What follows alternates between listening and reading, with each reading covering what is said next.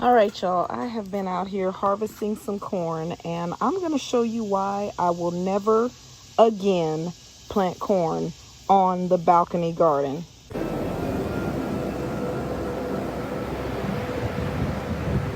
Here are some corn cobs I had to throw down because they were just full of ants. I'm gonna see if I can get some shots of the ants. I am cleaning this back bed out, and honestly, it is so full of ants. I may have to get rid of the soil because the ants are just have just totally taken over out here. They are definitely attracted to the sweetness of the corn kernels, so corn will not be planted on the balcony garden again.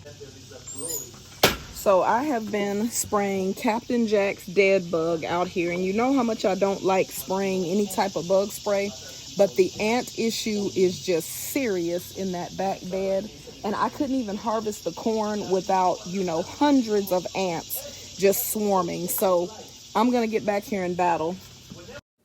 Okay, y'all, I'm just going to stop here and say welcome back to the garden.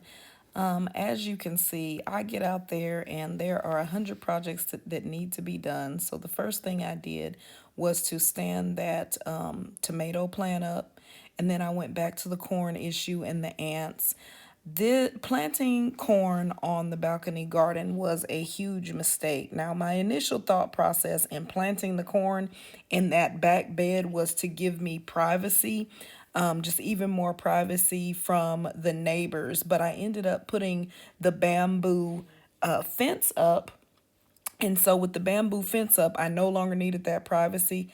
But it was just a huge, huge mistake to put corn on a balcony garden because corn just naturally attracts ants. Aphids were also attracted, and the ants eat the aphids. So, hey, yeah, the basket was really full of ants. I don't even think that the camera did justice to picking up how many ants were all over this corn. And they're just sugar ants. They're not fire ants or anything, but it was literally, I saw hundreds of ants in the corn, and it was just unsettling.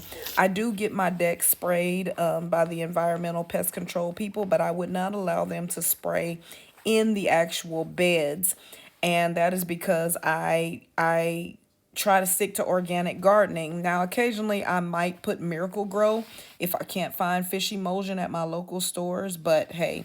So my technique to get rid of the ants is just some Dawn dish detergent and to pour it on the ants, and it smothers them like they're supposed to smother. Of course, there are still ants in the bed, but not nearly as many. Finally, I'm getting good bean harvest off of this plant and that plant, and the biggest producer is the dragon's tongue, so I'm gonna take that into consideration for next year.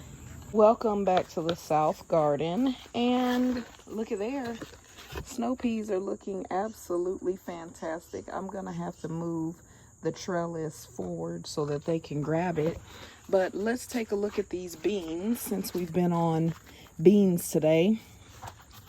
These asparagus beans are growing. That's one bean right there. But as you can see, it is full of aphids. Aphids just love these asparagus bean plants. You can see them all over there. So in order for me to harvest, I have to spray the plants off. There's a really, really long bean right there, but you can see it's covered in aphids. So I'm gonna get the hose and start spraying.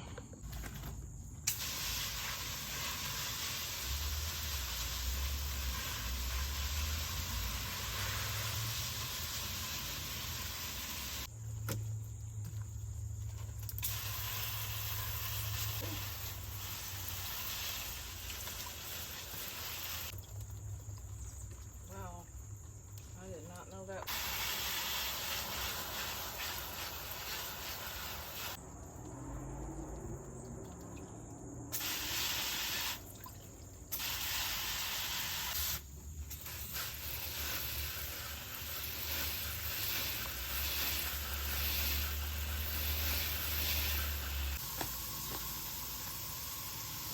Kind of painted myself into a corner here, but it's okay.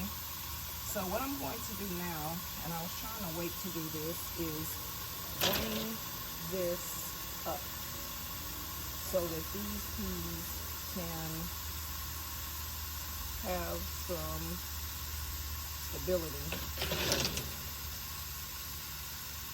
And this is kind of tricky because I've planted already.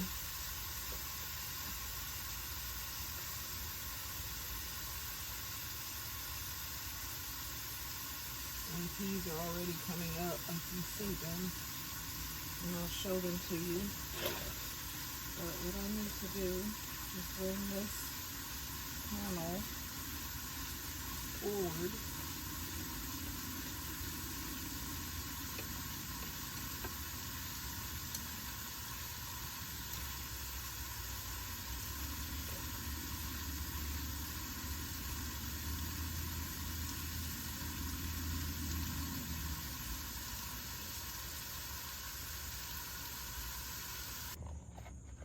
And I'm just using zip ties to attach this panel.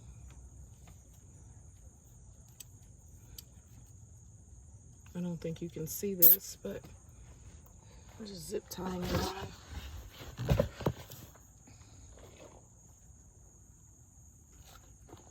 And this will give everything that's gonna grow an opportunity to climb.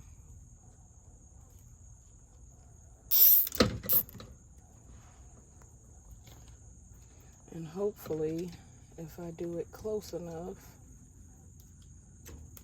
it will give the back peas that we just planted an opportunity to climb as well.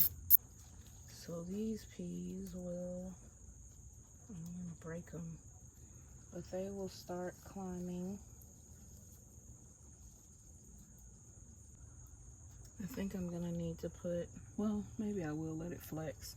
But I have some peas breaking through in the back already, so that is good. And I'll show them to you. There are some peas breaking through, so that's good. I don't see any of the carrots we planted or onions poking through, but I'm confident we'll have something in the coming weeks. Over here, there is just an immense amount of buds on this squash plant, so I am hopeful that we will have plenty of acorn squash. Okay, so normally on Sundays I don't do projects, but I noticed that this kitchen trash can back here that I was recycling, I didn't put holes in it, and it had halfway filled with water, and that's causing a mosquito issue. So I am gonna use this spade bit to put holes in it.